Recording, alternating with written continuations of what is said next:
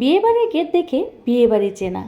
সকাল সকাল উঠেই কুয়াশা ঢাকা একদম একটা সুন্দর গ্রামে হেঁটে যাওয়া, এর মধ্যে মজাই আলাদা। আসসালামু আলাইকুম এভরিওয়ান, যে যেখানে আছেন আশা করি ভালো আছেন।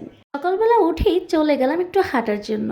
ডায়াবেটিসের পেশেন্ট যেহেতু আছে, মা বোন তাদের নিয়ে তো একটু হাঁটা লাগেই, তাও আবার এত সুন্দর গ্রামের রাস্তায়। তাছাড়া একটা বিশেষ কাজের উদ্দেশ্যে আমরা যাচ্ছিলাম, তো গাড়ি পাচ্ছিলাম না সকালবেলা, তো আমার শ্বশুর আমাকে ফোন দিয়ে বলল যে তোমরা হেঁটে যেও না, একটা গাড়ি আসতেছে ওখানে উঠে যাও।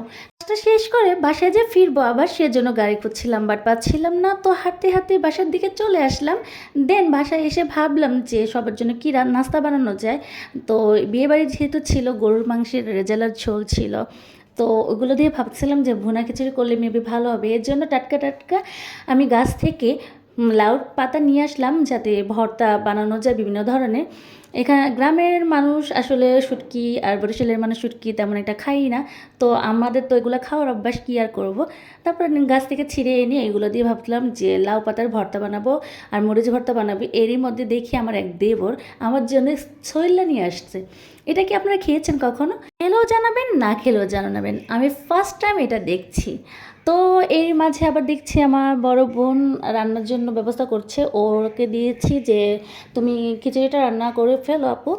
আমার বোন খিচুড়িটা রান্না চড়িয়ে দিল, অ্যান্ড আমার ভাবি ভর্তার ব্যবস্থা করছিল, আমি সব কিছু গুছিয়ে দিচ্ছিলাম। এর মাঝে আমাদের বউকে আনার সময় হয়ে যাচ্ছিল, তো কি করব, নিজে একটু টুকটাক রেডি হয়ে নিলাম। আস্তে আস্তে দেখি সবাই গাড়িতে উঠলো।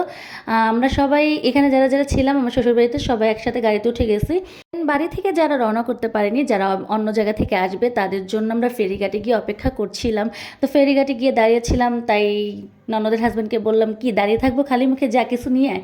তো ননদের হাজব্যান্ড আসলেও আমাদের জন্য কিছু খাবার নিয়ে, সেন্টার ফুড, তারপরে হলো কোমল পানীয়। তারপর আর কি, তারপর আমরা ফেরি পার হয়ে চলে গেলাম বউকে আনার জন্য। গাড়িতে উঠলাম অটোতে, অটো দিয়ে যাচ্ছিলাম, কিন্তু এমন একটা অবস্থায় পড়েছি যে আমরা বাড়ি চিনি না। তো কোন জায়গা থেকে কোন জায়গায় যাব বলছিলাম, তাও আমাদের অটো বারবার ঘোরাচ্ছিল।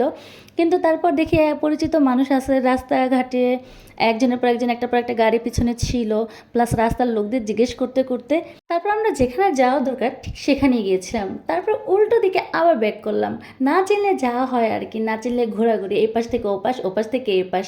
তারপরে একটা সময় এসে যে আমরা পৌঁছালাম আমাদের গন্তব্যস্থলে, আমরা একটা বিয়েবাড়ির গেট দেখলাম। দেখার পরে বুঝতে পারলাম যে এটাই হবে আমাদের বরের বাড়ি। তো বরের বাড়ির এখানে আস্তে আস্তে আমরা চলে আসলাম। চলে আসার পরে দেখি ওই যে গেট দেখা যাচ্ছে, গেট মানেই হলো বিয়ে বাড়িটা, আর এটাই হলো আমাদের সেই বরের বাড়িটা। তো আমরা সবাই একে একে করে চলে যাচ্ছিলাম। আমাদের অনেকক্ষণ দাঁড়িয়ে থাকা লাগছে, কারণ হলো গিয়ে আমরা বরিশালে একটা ট্রেডিশন আছে নাকি, যে যেমন মেয়ের বাসায় গেট ধরে, ওই রকম আর কি ছেলের বাসাও নাকি গেট ধরে। তো এই জন্য আমাদের আটকে রাখছিল। দেন বলা হলো যে মহিলাগুলোকে ভিতরে ঢুকতে দেওয়া হোক। আর যেহেতু আমার বাবার বাসা থেকে লোক গিয়েছিল, তো তারা একটু স্পেশাল, এই জন্য তাদেরকে আগে ঢুকতে দেওয়া হলো। তারপর খাবার দাবারের ব্যবস্থা করা হচ্ছিল।